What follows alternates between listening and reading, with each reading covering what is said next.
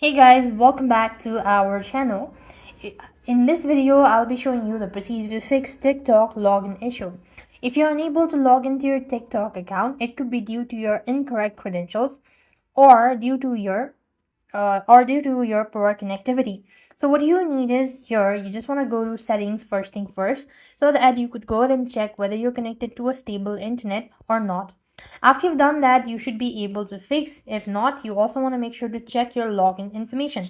That means sometimes if you have entered the wrong information, that can also cause an issue. So you might want to make sure to update your information as well. Next, you could also go to settings once again and try clearing your cache and data. For that, tap on the app section, TikTok, locate, and go to storage and cache. Make sure to clear cache.